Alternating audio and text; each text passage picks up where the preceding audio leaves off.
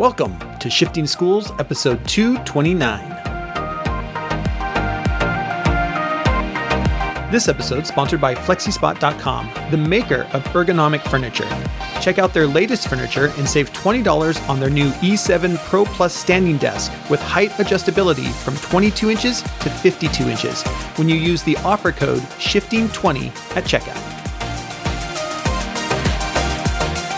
All right, Trisha, welcome back to another Shifting Schools. I'm here, of course, with my co-host Trisha Friedman, and we just got off a great interview with Harsha from the San Francisco Chronicle talking about data visualization and his job as a graphic reporter.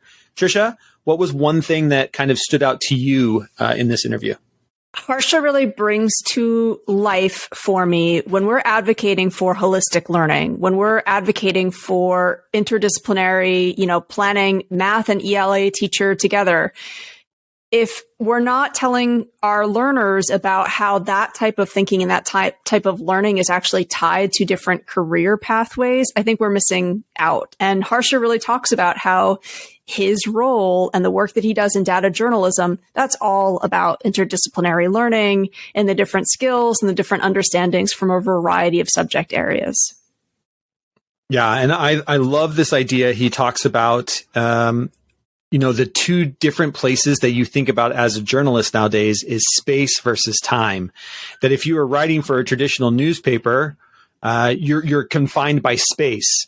But if you're writing online, if you're writing for the online, then you're confined by time because people aren't willing to sit there and read, for 35 minutes. As much as you would love them to, most people are not going to do that. And so when you're writing, you're in two different mindsets. And I love that idea when we start thinking about the classroom. As classroom teachers, how often are we setting up assignments that are space versus time constraints? For example, I'm setting up an assignment where you have X amount of space to use. 500 words, 250 words, 1,000 words is a space limitation. Versus setting up assignments saying you have a time constraint. That time is, I need to be able to read it within 3 minutes. I need to be able to watch it within 5 minutes. I need to be able to hear it within whatever the time constraints are. Are we setting up assignments that are both time constraint and space constraints? I just love that idea. And we talk about that in this podcast. And as soon as he said it, I was like, are we doing that in schools? Are we helping kids be able to maneuver in both of these worlds? And, he reminds us that we have to question, how is it that we can drive empathy, drive concern, drive awareness as storytellers. And, Harsha will talk about how he really sees data journalism essentially as storytelling. And, it's a really good reminder that our understanding of what storytelling is and the different ways that we can explore being a storyteller, there are a lot of different pathways and a lot of different tools to consider. Yeah. And he talks about one of the ways he got into this is he lived in a lot of different places in India when he was raised. I think he says 10 or 12 different places he was raised.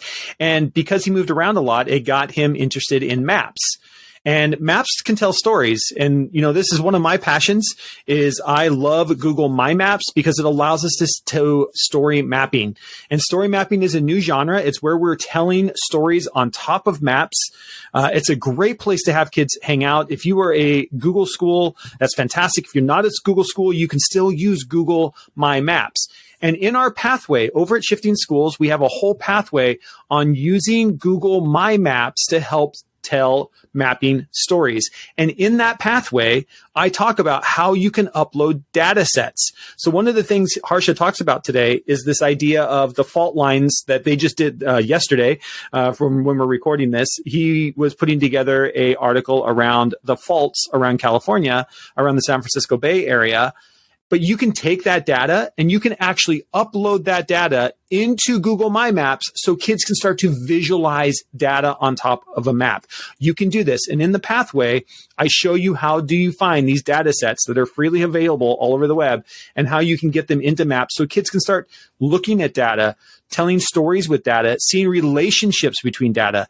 So we'll make sure there's a link to that in the show notes. That's the Google my maps pathway over at Shifting Schools, I think fits really well with today's episode if this is something that you're really interested in. And you have students that are interested in maps. 100%. And listeners, if this is the first time you are finding the show and this idea of using data to tell stories really interests you, you might also want to give episode 226 with Gabrielle Marit a listen. Again, that's another great example of how our definition of who a storyteller is growing and expanding. And I think our approaches to teaching storytelling need to do the same.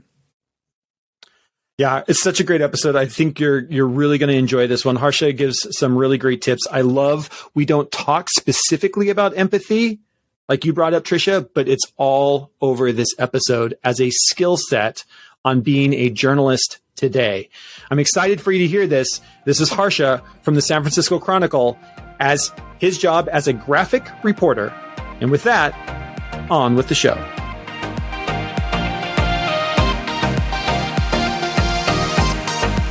All right, welcome back to another episode of Shifting Schools. I'm here today with Tricia and Harsha. Tricia, how are you doing today? I'm doing really well. Thanks for asking, Jeff. How are you?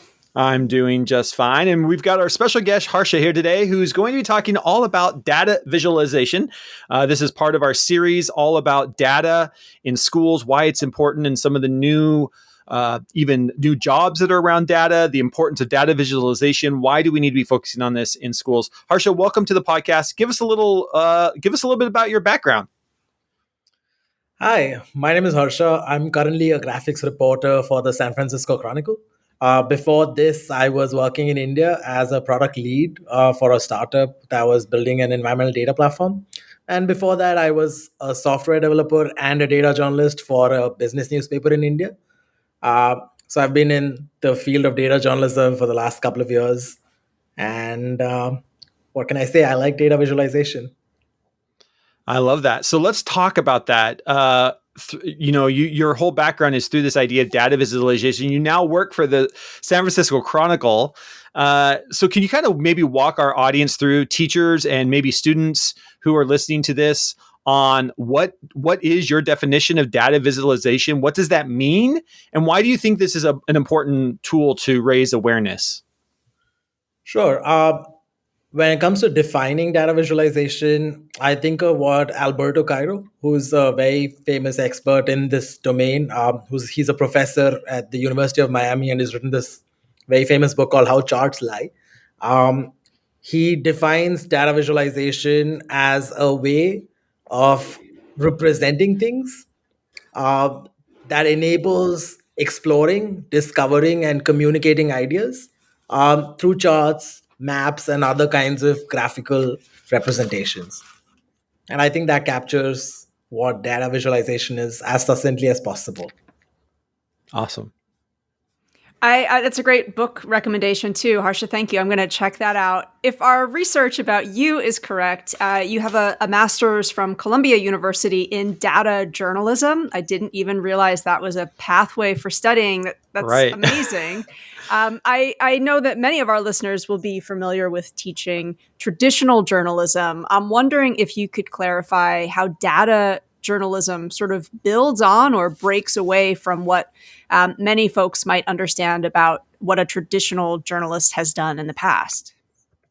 Well, that's a great question. A lot of people like to think that data journalism is like this new innovative thing. There's some truth to it.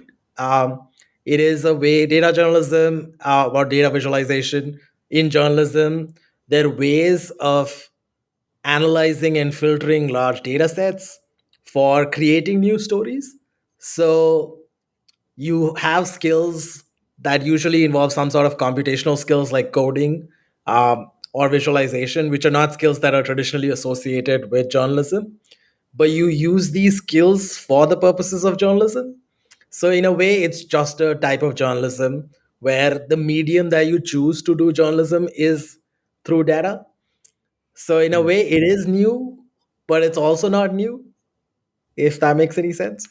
It does. I'm wondering if it's sort of, as I'm thinking about the sections of the newspaper or the scrolling that I do, would a data journalist, I'm thinking right off the top of my mind, obviously like global politics, I could see a connection, but I could also see maybe there's a connection with the sports section.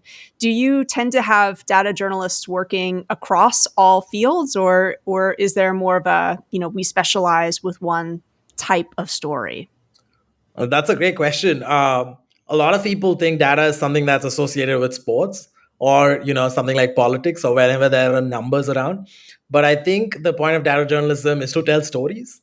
Telling Mm, stories through data is the primary goal, and the findings that you get from data can be from any domain.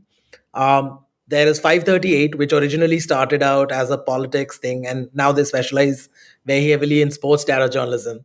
And then you have people like at the Washington Post who also use data to talk about important things like race. I can actually quickly plug in for one of my favorite pieces of all time. The Washington Post did this, I think, in 2018. It's called America is More Diverse Than Ever. Um, they basically use the census data to map out every single individual in the United States, and then they zoom into big American cities, and then you can see the effects of redlining in American cities. You can see mm, how cities in America are ghettoized in a way that strikes you like nothing else can, in my opinion. you can read about you can read a lot of theory about how we're in post-racial America, how this is a new era where race does not matter. And then you have this data set that quickly upends that view. You see that American cities, like for example DC or Atlanta or Chicago and even New York City, you have these ghettos that are organized by race, that tell you that racial segregation does exist in some form. Um, and that is a story that only data could have told. That is a story that can make that narrative explicitly clear, because this a lot of people have faith in numbers, and the census is one of the more important data sets that we have in the United States, uh, and that we have faith that those numbers do not lie. And mm. because of that particular thing, it is possible for us to tell stories in very unique ways. And it's not necessarily specific to a domain, so it's domain agnostic, I believe. Mm. Can you maybe talk about maybe one of your favorite pieces that you've done where we might not just think about data in a way? Because like you were saying, we usually go to politics or sports because there's data all over the place in those places to deal with. Like we actually see those numbers, right? And we hear the numbers all the time. But can you maybe talk about what's another domain or an article that you've written that you were able to do some data visualization around that maybe we don't think about every day, that maybe there's not numbers there, maybe there's other data that you're using to tell that visualization? Um, cool. So I think data journalism in the end is just simply counting things. Um, you're just counting things or things you want to count. Like, for example, one of the stories, like you said, I mean, we've done a lot of stories that are on politics, election results, uh, you know, sports results, economic indicators. Yeah. But you could also do something as basic as how often has someone said something. So I think in 2018, I did this story where I counted how often did the Prime Minister of India say a bunch of keywords in all of his Mm, speeches. Very simple. We had a script. We had all the scripts for all of his speeches. We ran code that counted how often he said certain things. We just added them up together, and you could see what are topics he was passionate in talking about and what are topics he did not talk about. And then you could compare mm, it with his predecessor, and then find out how different their styles of speaking were. That's a very common way of visualizing uh, something that isn't traditional, but it's also informative. It gives you a lot more about that person's priorities without necessarily making it an opinion piece. I think a lot of readers uh, are generally annoyed by opinion pieces because they don't believe that they have some basis in reality. Whereas here, we're just simply counting. We're counting how often someone has said something. We have the code for it. Anybody can run that code, so it's replicable. That's one interesting thing that we did, that isn't traditional. I mean, technically, it could fall into politics, but it was right. counting something. Words.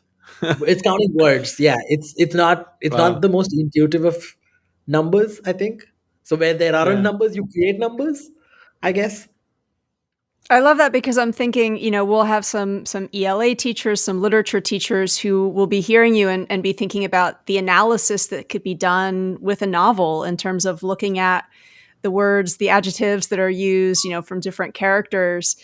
Harsha, in your training, when you were doing that master's degree in data journalism, I'm just wondering if you might kind of expand a little bit on one or two of the courses that you have to take in order to get a master's, because I'm wondering, how does it balance what you're describing as the coding or maybe the computer science part versus understanding storytelling, as you're talking about, that this is also really about communication. And this is also really about making sure that messaging is delivered in a clear, cohesive way that helps people understand.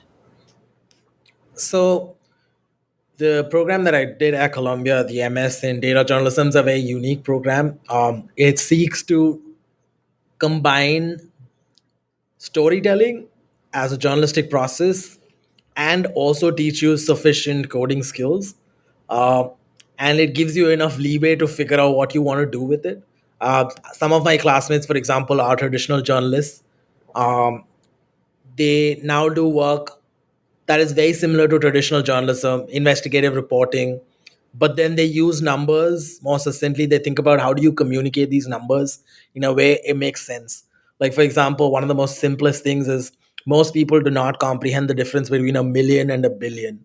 They Mhm. sound very Mm. similar, but a billion is a much, much larger number. Uh, and how do we communicate that? Because people assume it, like, writing is simple, but I think when you use a lot of numbers, the reader is exhausted. There's also, thanks to the pandemic, people are exhausted by numbers. People want to read something simple and lucid. So I think one of the things that the course teaches you is how do you not bombard people with numbers. That's like the Mm. traditional journalism end of it. And on the other hand, you have some people, like, for example, one of my classmates is now at the Times, and he's a senior software engineer there, and he builds massive infrastructure that enables news websites to remain afloat. Like, the number of people who use Wordle, which is now a New York Times product, is about 50 million a day. You Hmm. Wow. cannot, yeah, so you will need someone to build the infrastructure for it. So these are two discrete ends of, like, the width of the program. You could be a traditional journalist that uses numbers, or you could also transition to becoming a software engineer. And this program is somewhere in between. It gives you the skills uh, to figure out which direction you want to lean in. And the good thing is, it also teaches you not just writing, coding, but also data visualization. So it's like a trifecta. Uh, so if you're good at all three of those, then you're a very, very talented person. Hmm. And I find this really fascinating because I mean, just the name dropping that you've done. You've already talked about the Washington Post, the New York Times, you work at the San Francisco Chronicle. When we're talking about being a journalist in 2022 and beyond, a huge part of it is having this understanding of data, it sounds like, and having this. And I love, Trisha, your questions about this balance between storytelling, which is what we believe, I'll use the air quotes, traditional journalist, with this idea of how does data fit into that storytelling technique. And it's really interesting that when we think about especially these newspapers, they're all online now. And I don't know what your readership is online versus paper based anymore. But does that add another component, like to your point of understanding how to code? Because you can do these graphics online, you can zoom into a graphic, you can pinpoint down to the exact neighborhood when you're on the online version. You can't do that in the paper version. The paper version, I can try to make the paper scroll in as much as I want. The paper doesn't scroll. So are we seeing, are you kind of seeing this as well across, I would say, the industry, that having some kind of coding background as a journalist is becoming more and more the standard? Well, traditionally, it is not a secret that the print industry is suffering in the United States, and more people tend to read news on digital platforms like social media or the websites of the newspapers themselves. That said, a lot of people revere print journalism. And like you said, print journalism is built with a constraint. You can't scroll in it. So you'll have to be sharper. And the way Mm. right now social media and like our attention span on the digital world is, um, there are media outlets that are trying to capture that. And they're seen as two discrete audiences. Like print, for example, when you design for print, you have to put as much information as possible because you think about space. You think that this is the Right. amount of space I have, and I have to put whatever I can on this. Whereas on the digital thing, you think about time. You think, okay, this person has this Mm. much attention span. How do we distribute the information in that time span? So newspapers across the world have been thinking about it, and the skills that you need for print and digital are largely the same. They're in the end storytelling. I think the presentation is what varies. Like for example, just yesterday we were working on a map of fault lines around Santa Rosa after the earthquake. The digital version has a very detailed map of all the fault lines around the 9 counties in the Bay Area, whereas the print version has a zoomed in version of Santa Rosa, has the Hayward, Rogers Creek, and the San Andreas Yeah. Fault labeled and annotated. I think you're trying to say the same thing and you're presenting it differently. And that's something a lot of people think about in newsrooms, because these are written for two different kinds of readers. Yeah. That's Writing really for a variety of yeah. audiences. Trisha, how many times do we see writing for a variety of audiences show up in school standards? Well, and I appreciate that Harsha points out it's writing for a variety of audiences, and it's also writing for that variety of audiences who, as you said, have a limited amount of attention and have no limit really to the different sources they can go to. You know, again, there's so many different places that people can go now for news. There's a free service that I subscribe to called Frame. It's all interactive journalism. And, also what you're saying makes me realize just in terms of the extent to which our news looks or feels different, it almost feels like that part of the competition is maybe going to intensify. And I'm wondering, Harsha, our audience will be thinking about this career pathway that you're talking about. And there's so many different skills I feel like I hear you addressing. And I'm also wondering if one of those skill sets is collaboration. When you're putting together data visualization, doing your work, are you often partnered with a few other folks who you're, kind of figuring out what does this story need to do and how will this story operate? Sure. When journalism traditionally has been like a lone wolf sort of thing, you work on your story, you're very possessive about your sources, your story, your narrative, your style, and then you work with an editor on this. Data journalism is a lot more cooperative. Like you clearly delineate what kind of roles you want to do. Like for example, in the Quake story that I was talking about yesterday, I did none of the reporting. The reporting Mm. happened by someone who lives very close to Santa Rosa. They spoke to the people, they got the photos, they got the quotes, they got the narrative, and they thought it would be useful for the readers to have a map. And my job there was to just build a map. On the other hand, Mm. there are stories that I entirely report, I also code. Uh, but like uh, but like anybody who does data journalism knows, um, because you have all these skills, you're tempted to use all these skills and try doing it solo. um, and there are some people who are really good at it, but I think the really good stories come out when you cooperate with other people, uh, because in cooperation you bring the best of both skills. You bring their skills and your skills, and you can make something that's better. That's my honest opinion. I'm, for Mm. example, not the smartest person when it comes to understanding economics or politics. But if you pair me up with someone who does understand that domain, I'm pretty sure we can produce a story that's much, much better. Uh, so I Mm. think that's how data journalism is somewhat different from traditional journalism, because the community also, here in the United States, is very open about collaborativeness, and they're always open. You can reach out to data reporters like in the Post or the Times, and they're happy to help, which is very unusual because traditionally the reputation of journalists is that they're very secretive about sources. They don't like sharing things. So I think it's like one of the ethos of data journalism is that you can only do good if you cooperate with people, and I think that's a good way to think about things. I love that. That's such a great message. Harsha, I'm wondering if you have one or two kind of when you're thinking of a data journalist that you look up to, or who, when they have a new piece that's coming out, you can't wait to see it? Is there a data journalist you would point us to who you're saying this is a really interesting person to watch? Well, if I take names, I will be harassed by the number of people whose names I've mentioned. Uh, Purely because the community is very tightly knit and they're all wonderful. There are some truly incredible people.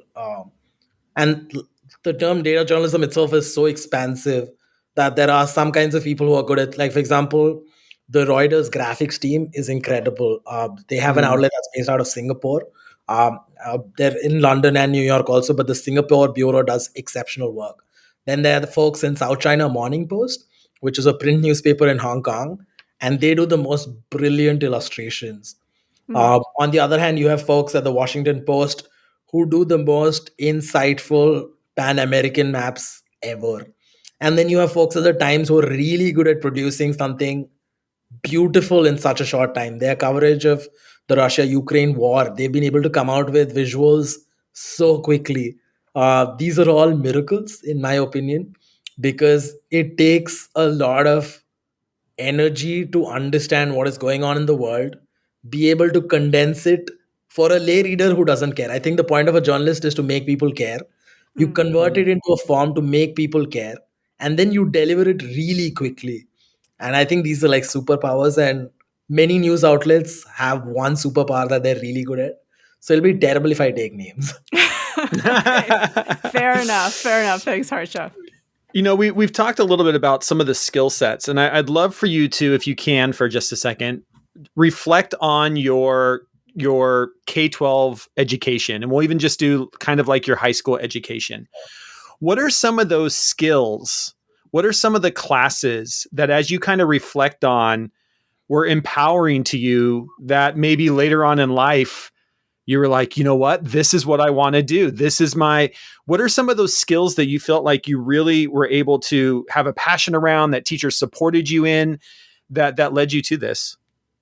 It's funny because now that you make me think about my high school, I've always liked maps growing up. I moved a lot Okay. while growing up. I think I grew up in like 10, 15 cities across India. And as a kid, when you move around a lot, you're obviously uh, freaking out because you're suddenly losing sense of home. You're moving to a new place where you have to make new friends.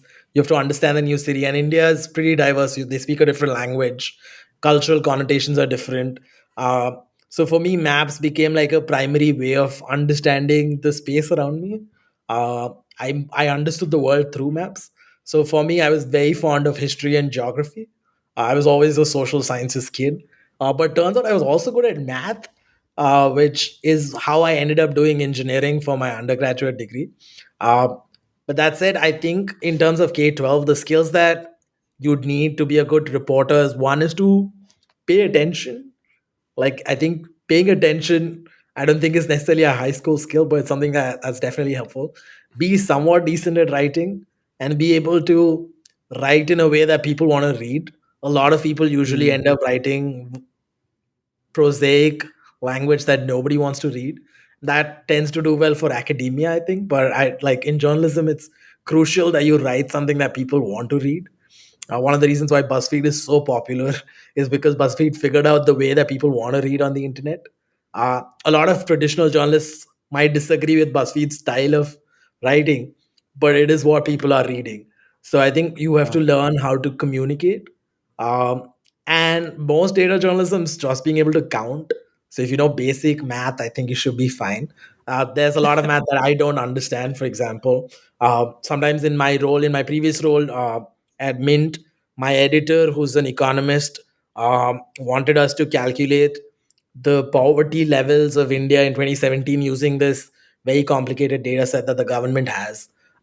And he said, you should do this. And I said, I have no training in economics. What do you mean? He said, this is what you do. You add these up, you divide this by this, and this is the logic, and this is the end. I said, wait, you are telling me that the government of India calculates this number based on simple math? Uh, not to put them down, but I mean there were logic.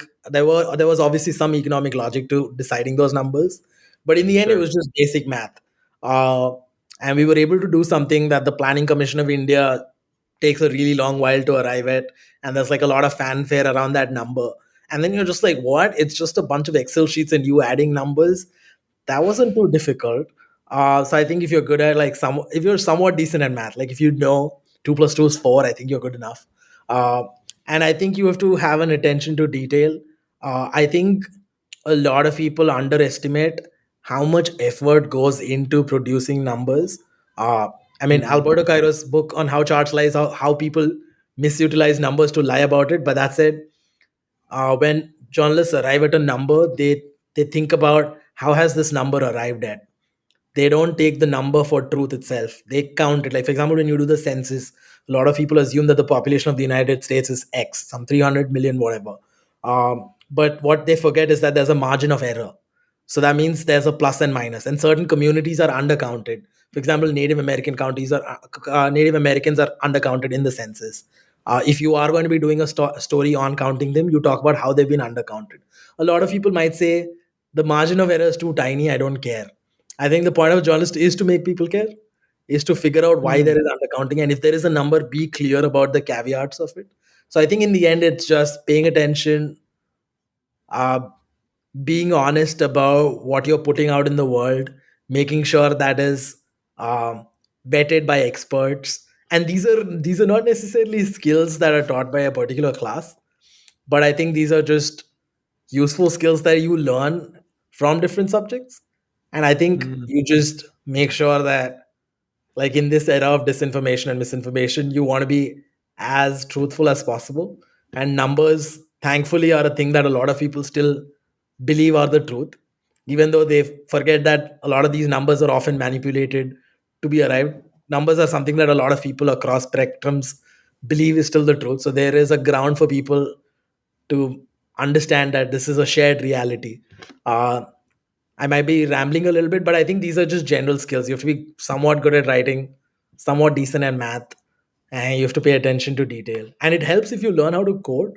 Uh, I highly recommend that people learn and have some familiarity with coding.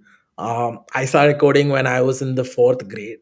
Uh, Not that I was good at it for the first 10 years, I was terrible at it. It's funny that I code for a living now, but it it definitely helped because computers operate a certain way and the potential that computers unlock is immense. I sound like I'm from the early 80s talking about computers. Ooh, look at this thing. Uh, I mean, I truly mean it. You have people who are able to go through millions of documents really quickly. You have people who are able to analyze large bits of information very quickly. And since the world is evolving to a very data centric world, it helps to know how to code. It helps to be somewhat familiar with coding as an idea, because I think increasingly, uh, also disparity wise, uh, those who know coding end up getting jobs with more money. There's also some economic basis for it. Uh, like, for example, within journalism itself, if you learn how to code, the pay is much better. Um, Wow. this is not, this is not a diss on traditional journalists, but that's how the industry is structured. Data journalists do end up making more money than traditional journalists. And I think the coding skills help because, Mm. for example, I've moved out of journalism to software engineering with the coding skills that I have. Um, because sometimes journalism, as wonderful as the domain is, does not give us enough money. Uh, I'm not talking about my current employer, I'm talking about the Indian context. I moved out of journalism in India because I was not making enough. And I moved out to tech where I was paid much, much more money. And that helped because I knew how to code. Mm. Okay, That's such disclaimers. a Yeah, sorry.